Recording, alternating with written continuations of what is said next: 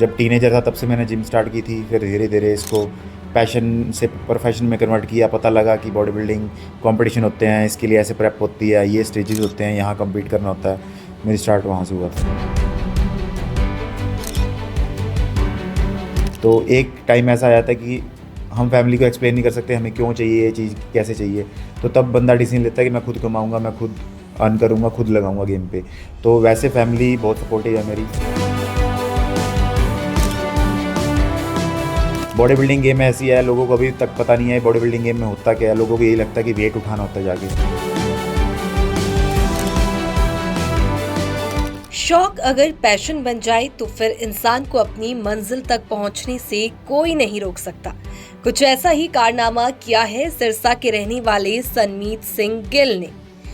IHFF द्वारा America के Las Vegas में अक्टूबर माह में होने वाली मिस्टर ओलंपिया प्रतियोगिता के लिए सिरसा के रहने वाले सनमीत सिंह गिल ने क्वालिफाई कर इतिहास रच दिया है।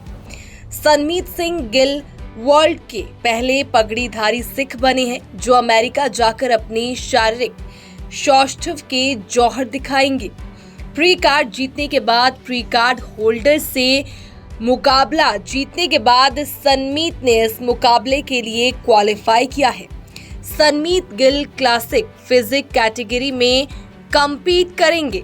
इस कैटेगरी में भारत की तरफ से केवल 2 ही लोग हिस्सा लेंगे। टाइटल जीतने के लिए सनीमत 40 से 50 प्रतिभागियों से मुकाबला करेंगे।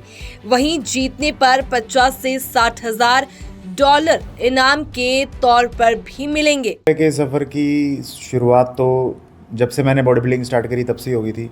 आपको फ्यूचर का तो नहीं पता होता, बट मुझे पता था कि हम जिन बॉडी बिल्डर्स को देखते थे मिस्टर ओलंपिया बने हैं, जो वो इस फेडरेशन में कम्पीट करते हैं। ओलंपिया एक टॉप लेवल का बॉडी बिल्डिंग कॉम्पिटिशन है, तो शायद हम कभी यहाँ पे जाएंगे।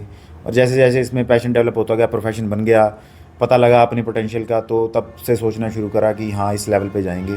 तो मैं जब टीनेजर था तब से मैंने जिम स्टार्ट की थी, फिर धीरे धीरे इसको पैशन से प्रोफेशन में कन्वर्ट किया। पता लगा कि बॉडी बिल्डिंग कंपटीशन होते हैं, इसके लिए ऐसे प्रेप होती है, ये स्टेजेस होते हैं, यहाँ कम्पीट करना होता है। मेरी स्टार्ट वहाँ से हुआ था। कितना संघर्ष करना पड़ा इस यहाँ तक पहुँचने? काफ़ी साल हो गए हैं जी, लगे हुए हैं, पैशन को फॉलो कर रहे हैं। तो जब आप अपने शौक़ को, पैशन को फॉलो करते हो तो अब संघर्ष लगता नहीं है। बट मेरी कह लो कि मुझे लोग भी बहुत अच्छे मिले हैं, मेरे सपोर्टिव मिले हैं कि मुझे फील नहीं होने दिया इस तरफ से। बट सबकी लाइफ ऐसी नहीं होती है। हमारे हरियाणा में, इंडिया में बहुत एथलीट्स हैं जिनमें बहुत अच्छा पोटेंशियल है, बट वो ग्रो नहीं कर पाते हैं बिकॉज उनको सराउंडिंग्स में ऐसी सपोर्ट नहीं है। चाहे वो उनके फैमिली से कह लो, चाहे फ्रेंड से कह लो, चाहे सरकार से कह लो, वो कहीं ना कहीं लैक करते हैं। चाहे फाइनेंशियली कर जाते हैं, चाहे उनको गाइडेंस अच्छी नहीं मिलती है। तो ये चीज़ लैक कर रही है हमारे कंट्री में कह लो, या हमारी गवर्नमेंट की तरफ से कह लो कि हमारे पोटेंशियल बहुत एथलीट्स में, बट वो आगे नहीं जा पा रहे हैं। कितनी परिवार से सपोर्ट मिली और कितनी सरकार से या प्रशासन से? जी, सपोर्ट ऐसे है कि मैं जब से बॉडी बिल्डिंग में आया, मैं तब से कमाना शुरू करा। इसी स्पोर्ट की वजह से कमाना शुरू करा कि ताकि मैं स्पोर्ट को कंटिन्यू कर सकूं। फैमिली जितना कर सकती थी अपनी तरफ से, उन्होंने उतना सपोर्ट करा है मुझे। तो एक टाइम ऐसा आया था कि हम फैमिली को एक्सप्लेन नहीं कर सकते हमें क्यों चाहिए ये चीज़, कैसे चाहिए। तो तब बंदा डिसीजन लेता है कि मैं खुद कमाऊँगा, मैं खुद अर्न करूँगा, खुद लगाऊँगा गेम पे। तो वैसे फैमिली बहुत सपोर्टिव है मेरी। और सरकार की तरफ से तो अभी कुछ भी नहीं मिला है, बिकॉज़ ये गेम को रिकॉग्नाइजेशन नहीं है। बॉडी बिल्डिंग गेम ऐसी है, लोगों को अभी तक पता नहीं है बॉडी बिल्डिंग गेम में होता क्या है। लोगों को यही लगता है कि वेट उठाना होता है जाके। तो ये लैक ऑफ गाइडेंस है, या कह लो कि जैसे आज मुझे आप कवर कर रहे हो, मुझे रिकॉग्नाइजेशन मिली है। ऐसे बॉडी बिल्डर बहुत हैं, बट उनको रिकॉग्नाइजेशन नहीं मिलती। जितनी ज़्यादा रिकॉग्नाइजेशन मिलेगी, लोगों को समझ आएगा कि बॉडी बिल्डिंग होती क्या है। लोगों को समझ आएगा बॉडी बिल्डिंग में कितनी मेहनत लगती है, कितना टाइम लगता है, कितनी पेशेंस लगती है, कितने सेक्रीफाइस होते हैं। तब शायद वो समझ सकें, तब शायद सरकार भी आगे आए हेल्प करने के लिए। आप इंडिया के पहले टर्बनेटर हैं, सिख हैं, कितना अपमान महसूस करते हैं? प्राउड है जी काफ़ी कि मैं अपनी टर्बन को आगे लेके जा रहा हूँ, कम्युनिटी को आगे लेके जा रहा हूँ, और अपने इंडिया को आगे लेके जा रहा हूँ। कि अभी तक तो सिर्फ 2 ही लोग हैं ओलंपिया में जो जा रहे हैं, इंडिया से हैं, जो मेरी कैटेगरी में, और पहला सिख हूँ मैं।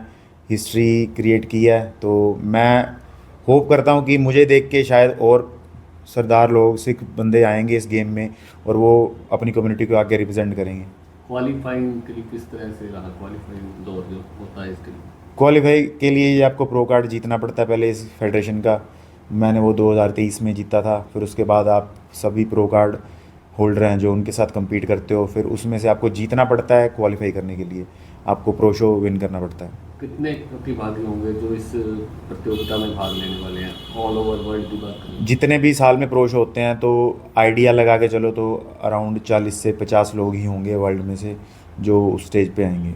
क्या उम्मीदें हैं?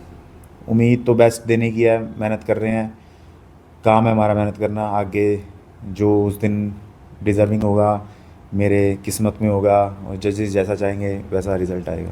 ओलंपिया के बाद भी कोई प्लान है कि ओलंपिया के आगे भी कोई आपको हर साल ओलंपिया के लिए क्वालिफाई करना पड़ता है, तो मेरा प्लान ओलंपिया के बाद यही है कि मैं दोबारा फिर थोड़ा रेस्ट लूँगा, अपनी बॉडी को ग्रोथ दूंगा, जो जो जजेस से मुझे फीडबैक मिलेगी उस पर काम करूँगा, फिर क्वालिफाई करूँगा, दोबारा प्रो शो खेलूँगा, फिर क्वालिफाई करूँगा, फिर 2026 के लिए ओलंपिया के लिए फिर जाऊँगा।